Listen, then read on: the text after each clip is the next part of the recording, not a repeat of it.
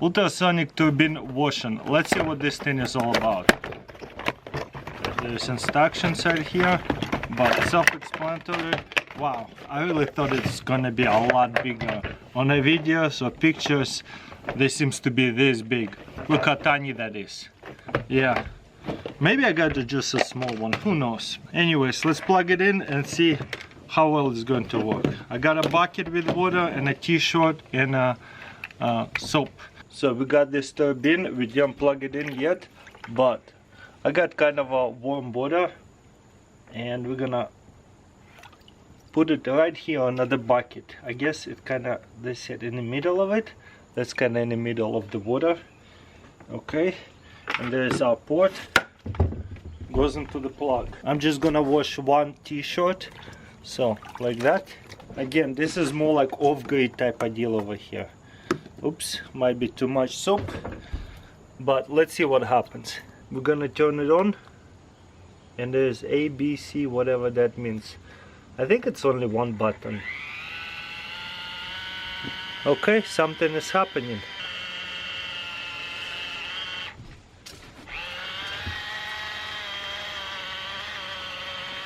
Is it soaping it up?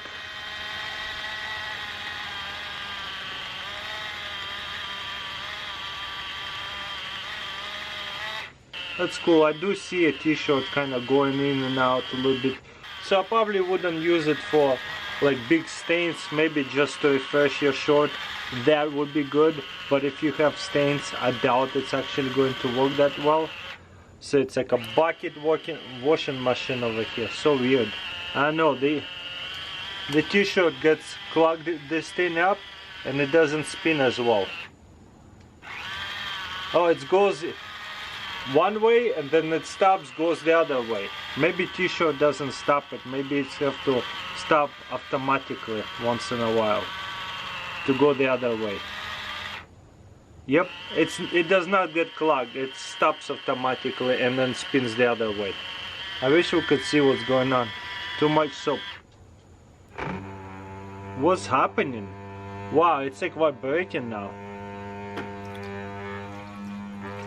That is weird. Why is it vibrating? You know what? I bet it's vibrating it to make the soap like get soapy or something. I don't know. This is so weird. I guess it has like a washing machine cycle, so it's vibrating to get some bubbles. Like pretty much same thing what we would do like this. So it's achieving bubbles. Okay. It's spinning again. Well, I feel like it's like doing bubbles, you see? Yeah, it's definitely not spinning. It's somehow doing all these bubbles. Oh yeah, it's foaming it up. Look at all these new bubbles. I guess it was like mixing all the soap first of all and now doing all this fun stuff. Obviously I could put quite a bit of clothes in there too, but of course you don't want to do it too much. So that way it's move them around really good. Probably a couple of t-shirts or pants, whatever. Okay, it's spinning again. So yeah, it has like a few options of a cycle. That's kind of cool. You see it's like sometimes sucking it in and pushing it out different ways. Let me pull it out so you guys can see. Oh wow, look, we can even put it over here, probably be even better. You see how it spins it? And then it stops, spins it the other way.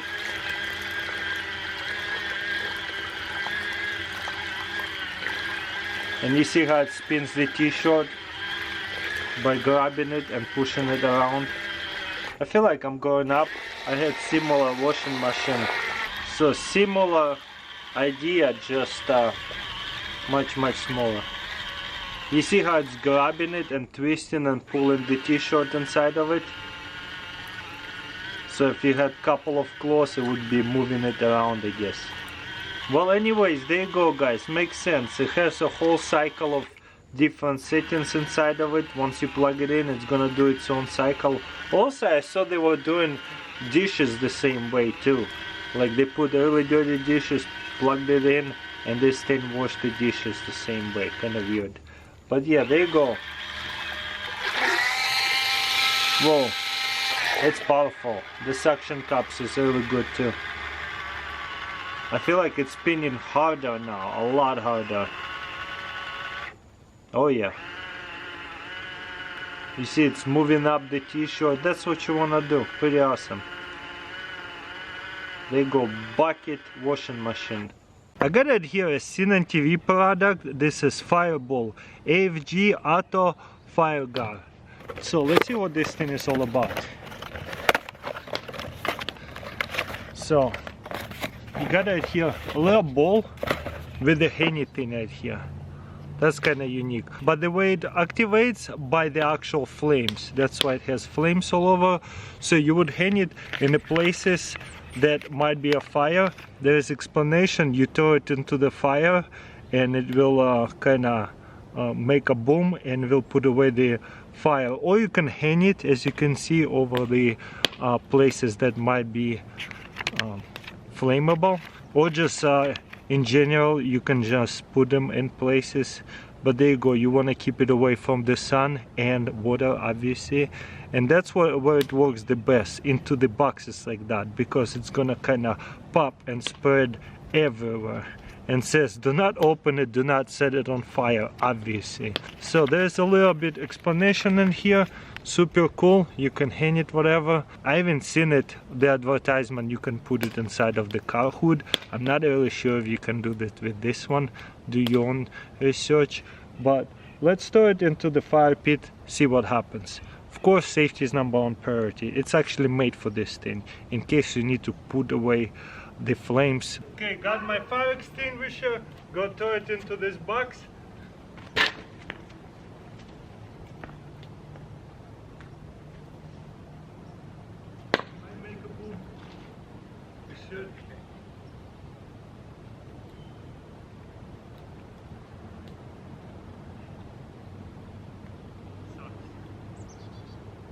It will at some point. It's a fire. There you go. There you go, and that's your fire extinguisher. I'm kind of surprised it didn't get activated right away inside of this fire pit. It was really hot. So the bigger balls that they sell I kind of like better, but I guess it had to get to this right temperature before it gets activated.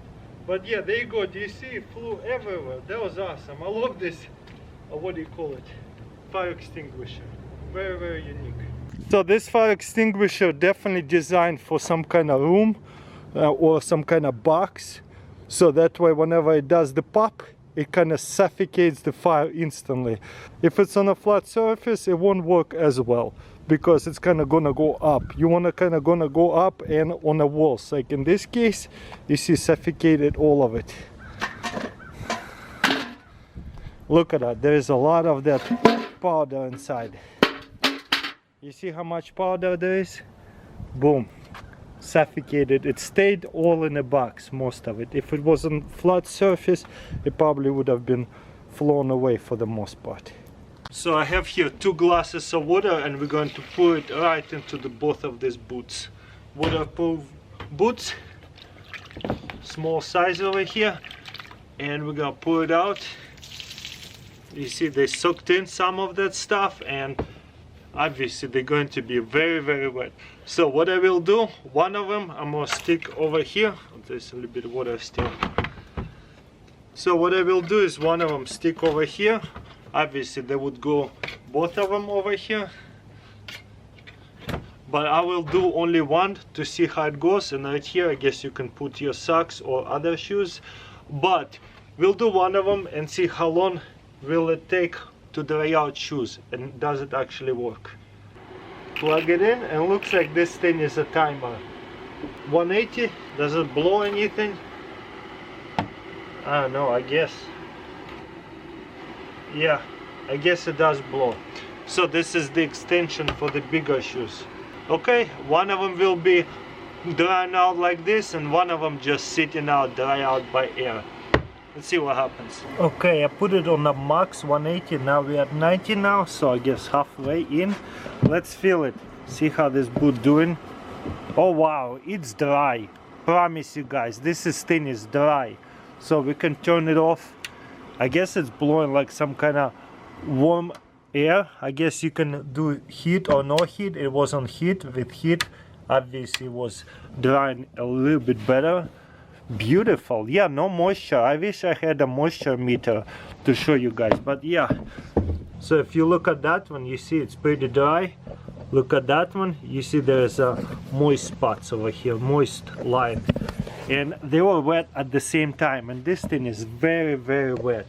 That's crazy. You see those moist spots, and this one has no moist spots because it's dry.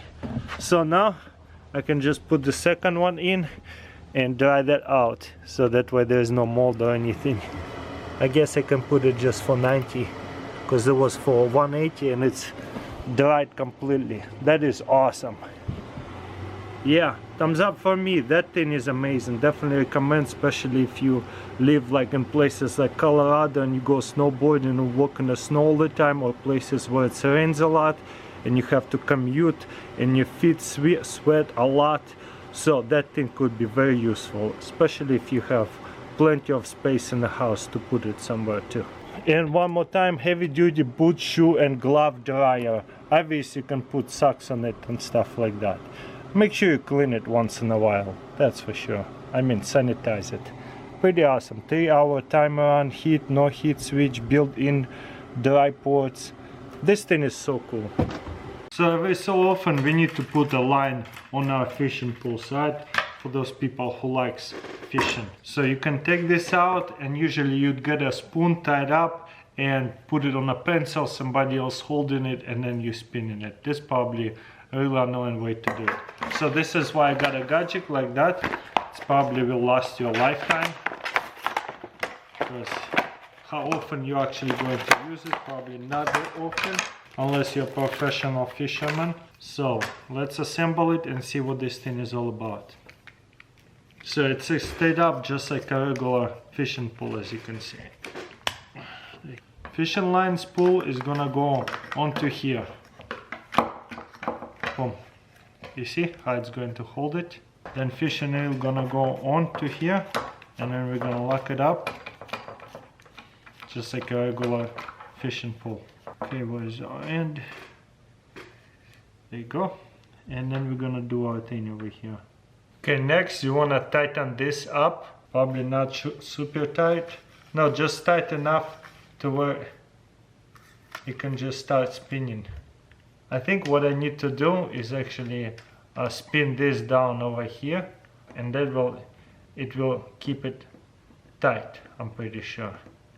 Okay, now we're learning how to use it. This will clamp this together without any movements. So we adjust it. Now this is why it was falling off. Okay, this is why I'm putting it to the test, in case you get in the same problems that I did. Okay, that's a little bit too tight, as you can see. Loosen it up just a little bit, so that way it can actually spin. Okay, now we're talking. Now I can go as fast as I want to without worrying this thing falling out. So that's kind of cool. Set it up this way so you guys can see. You see how it's holding the spool? And I guess the way this spool set up to keep the tension. And we really can load up the line really fast. Check this out. That's probably too much. Looks good, doesn't it? So you can cut it off and then move it. You want some more? You can just keep going. You could probably load up the whole thing if you have a big fishing pole really fast. Very cool. Love this. Okay. Let's take this off. Whoops. That's okay. And then you remove that. And then you can put different spool over here. Just reset this stuff. I'm just gonna keep it together like that. You have here a brand new line loaded up, a lot of it. So that was a practice run. Probably second time I would be able to do it a lot smoother and way better. But there you go. Instead of having a pencil inside this thing, you can buy one of this and restrain your fishing lure really fast. Super cool. So I'm gonna taste test some bee pollen. What is a bee pollen? Bees collect pollen to bring it to feed their little eggs and stuff. So that's what a bee pollen is. And people say if you eat bee pollen, it will help you with the allergies. So they bring it on the back of their legs. I don't know if you ever seen a bee with the pollen on the back of the legs. So the way they harvest it is pretty unique. There's a special pellet trap, and it's just super cool. I never done it myself, but let's taste test it, see what it's gonna be. That's my first time, oops, that's my first time eating bee pollen. There goes nothing.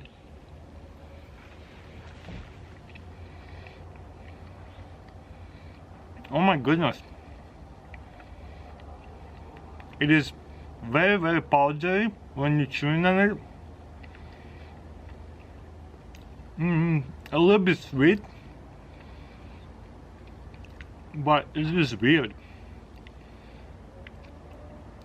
A little bit sour. It's like literally eating a plant. So unique. Ugh. I don't know. I like honey better. Ooh. Very, very interesting. What's a way to eat bee pollen? Because this is just weird. I wonder if raw pollen is way better, like before it been dried out like that. It's a little bit bitter too. Maybe I put too much in my mouth.